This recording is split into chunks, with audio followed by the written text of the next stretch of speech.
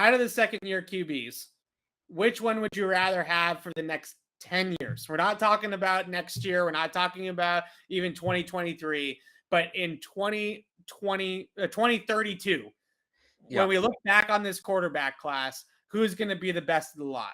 Well, so that's two questions. Is this independent of the team they're on? Or is this who's going to have the next best 10 years? So the way that I look at it, fair enough. The way that I look at it is independent of the team, or assuming they're all on the Patriots, right? Like, so if we were redrafting this, how would we rank the quarterbacks knowing what we know? Exactly. I still take Trevor Lawrence one. I think he's a special talent, and hopefully Jacksonville hasn't ruined him beyond repair. But I still think he's a tremendous talent. Out of Mac 2, out of Justin Fields 3, Davis Mills 4th, Trey Lance 5th. Oh my goodness, you're such a hater. I love it. He can't go to the second read. He can't. Remember that pick he threw to Devin McCourty last year? He's looking on the right side. Get open. Get open. It's like triple coverage. Get open. Get open. Get open. Get open. He feels the clock. Get open. He's standing there for like 3-4 seconds. Nope. Well, I wonder what's going on over here. Boom. Right to Devin McCourty. Yeah. Unbelievable. And look, I'll say, like, all right. I think he's like a fine prospect, but he went second overall. He went ahead of Justin Fields. He went ahead of Mac Jones. Yeah. And there was all this hype. Like, people were pushing him up against Lawrence. And I'm talking about Zach Wilson, if I realized I never actually said his name. Yeah. BYU's quarterback last year in this upcoming season is a guy named Jaren Hall. And I think Jaren Hall right now is a projected second, third round pick. He might sneak into the back end of the first. He's a really good year this year. I watched Jaren Hall, and I think Jaren Hall is a fine prospect. Jaren Hall, though, I don't see anything that Zach Wilson did that Jaren Hall doesn't do. I actually think they're very similar. And I've yet to get a real answer to the question, what is the difference between Zach Wilson and Jaren Hall? Because I think they're comparable players, but Jaren Hall isn't in the discussion for the first overall pick right now. And I know it's a great quarterback class. Zach Wilson wasn't in the conversation this time before his last season at BYU, to be fair. That's fair, but I'm very interested to see kind of what the narrative is around Jaren Hall, because I don't see much of a difference. I really don't. Zach Wilson's maybe a little more elusive, but is that, worth 60 picks in the draft? I don't know. So I don't think so. So yeah, I still just don't see it. I don't see it. I'm with you on Zach. We've been on the same page with this one. He made the throw. He made the pro day throw. He looks great in shorts. Yeah. He's shown me nothing beyond that. Yeah, we disagreed on quite a few fronts with this quarterback class, the 2021 quarterback class. The one thing that we were consistently both on the same page on was the Zach Wilson thing, which was just not seeing it, thinking he's a little bit overhyped. I even went as far, I believe, before the draft, saying that I didn't really see a big difference between Zach Wilson and Sam Darnold. I kind of just thought the Jets were starting the clock again on Sam Darnold 2.0, which I can understand from a contractual standpoint maybe, but beyond that, from a skill standpoint, I really didn't see a big difference with Zach Wilson. I agree that Trevor Lawrence has to still be the number one pick. I think if you gave him to the Patriots, he'd be special. I think he's got that kind of talent and that ability. Versus nurture. Right. The Jaguars are just a dumpster fire, especially his rookie season with Urban and all the things that happened with that organization. Just an absolute mess. So I still go Trevor Lawrence number one. I would also go Mac Jones number two. I think Justin Fields still has a higher ceiling than Mac Jones does with potential, but I think the floor is so high with Mac that for the next 10 years, you're going to have good to great quarterback play at that position for a decade if he stays healthy, and this is true with everybody staying healthy. So for that reason, I go with the consistency of Mac over the variance of Justin Fields. I think other teams and other talent evaluators in the league might look at that differently because they say, like, just go for the home run, right? If you're going to swing, go for the seats and go with the guy like Justin Fields. I tend to lean towards Mac for that reason at this point, which is probably the case coming into the draft that we knew as well. I just don't know if we knew how high Mac's floor truly was, right? I think we knew that he was going to have a high floor, but was it going to be Pro Bowl high floor, or was it going to be middling quarterback high floor? Now that we know it's probably going to be Pro Bowl caliber floor, then we know that we can put him ahead of Justin Fields. I still put Justin Fields number three. I still am a big Fields believer. I wanted him for the Patriots. He almost fell to them. It would have been really interesting to see if Fields and Mac were still on the board at 15.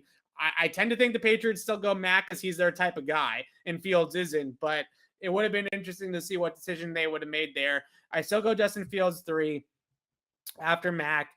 Can I say like not applicable for Trey Lance? Because I have no idea what Trey Lance is. Like I love Trey Lance coming out of college. That's another nature versus nurture thing. It really feels like San Francisco's kind of ruined him, right? Maybe, or maybe he's Patrick Mahomes. Like who knows, right? Like, but no, where can he be at mentally right now? Like with Mahomes, it was clear you're going to sit behind Alex Smith for a year, and he sat. You're going to move on. Lance has been in and out, and then Jimmy Garoppolo was going to get traded, and then he wasn't going to get traded. Like that's. We talked about in the spring how much it meant that Mac was the ingrained starter this year, right? And what a benefit was that to him. Trey Lance isn't the starter or the backup. We don't know. Yeah, we don't know. So that can't be easy for him. And in the comments, it's a good point. If he can't beat out Jimmy Garoppolo, it's not exactly a great sign. So I don't think that it's that he can't beat out Jimmy Garoppolo. I think that Kyle Shanahan might look for things. Okay, that's fair. In his quarterbacks. I think you're being too nice there. You're being too nice there. I think what you're trying to say is Kyle Shanahan might not be a good coach. No, that's not what I'm saying. Evan. You're explaining away him not going with the better quarterback. I'm explaining the coach that goes with the worst quarterback is not a good coach. It's the most important position on the field. That certain coaches have parameters or types of quarterbacks that they want to roll with. Okay. And this, I still go back to the point with the Niners that I fully think that Kyle Shanahan wanted Mac Jones. I fully believe that.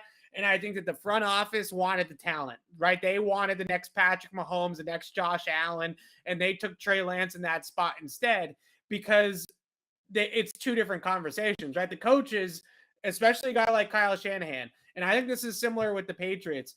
And I'm going to use a Madden analogy for you, even Alex. They just want the guy that's going to hit the right button on the controller, right? Like when they go through the progression and they see the field, they just want the guy to hit X when X is open and to hit Y when Y is open and just do it that way. And Jimmy Garoppolo, for all of his shortcomings, for all of his durability concerns, when he plays, the Niners offense is efficient. It runs the right way and he presses the right buttons. Evaluators look for ceiling. And they look for guys that are going to elevate the scheme beyond XYZ. I think Kyle Shanahan falls into the category, and I think Bill falls into this category, and I think Josh McDaniels falls into this category, that they just want the guy to press the right buttons on the controller, and they'll take care of the rest. The scheme is going to elevate the quarterback instead of the other way around.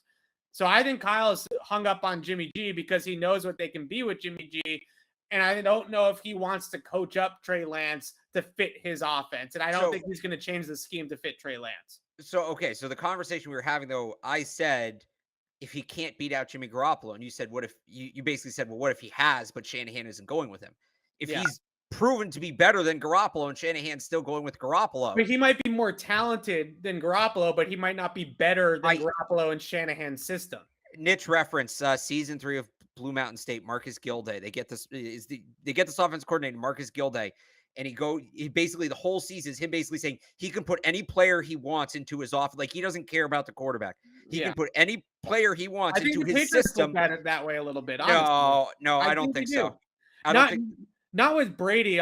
This is not like a knock on Brady, but I do think that some of those whispers that came out, like they feel like they could win with a top 15 quarterback. I believe that. Then why didn't they wait and take Davis Mills? Because I think the difference between that Mac and Davis Mills is enough. You had Davis Mills ahead of Zach Wilson. I wouldn't have Davis Mills ahead of Zach Wilson. Based on what we saw last year, I would. And I wasn't a big Davis Mills guy. I had Trask as my sixth quarterback on the board. I think I did too. I had Davis Mills right after Trask. I like Davis Mills' peaks, but I know that Davis Mills' lows, his highs are high and his lows are extremely low. And I don't know if even in the NFL, if he's ever going to find that consistent play through and through. So I'm not buying I think the Davis Mills hype is way overblown. I think we're getting a little bit out of control with some of the things I see about some of the takes I see out there about Davis Mills.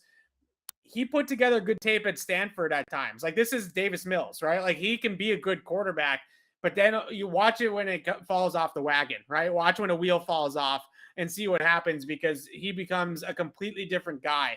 And that's exactly what he was like at Stanford. At times he looked like he was a Heisman Trophy candidate, and then at other times he looked like he was a 7th round, priority free agent type of pick. So I'm not sold on Davis Mills. I still have Wilson ahead of Mills, but our top 3 is the same, right? Trevor, right. Mac, Justin Fields. Like, I think that that's become the consensus, and we'll see with Trey Lance. I'm not ready to write off Trey Lance. We'll see. Honestly, if you want to flip Mac and Fields, you can, but that's what it should have been last year. It should have been Trevor Lawrence, number 1, and then in some order, Mac Jones and Justin Fields, 2 and 3. Yeah, the Jets were always taking Zach Wilson, but I do think that Mac could have gone in the Trey Lance spot if Kyle Shanahan had gotten his way. I really do. So that's a great way of looking at it, though, because I do think that there's 2 different conversations. Who was the best quarterback on tape last year? It's Mac Jones, right? Out of this rookie class, it was Mac Jones. Who's the best quarterback for the 2022 season? It might still be Mac Jones, but 10 years from now, I think we might have a different conversation looking back on it. If you're starting a team right now and you have to pick one, who are you picking to build around? Like, that's how I look at it. And it's still Lawrence, because I still think he's a generational talent. Urban Meyer's just a generationally bad coach.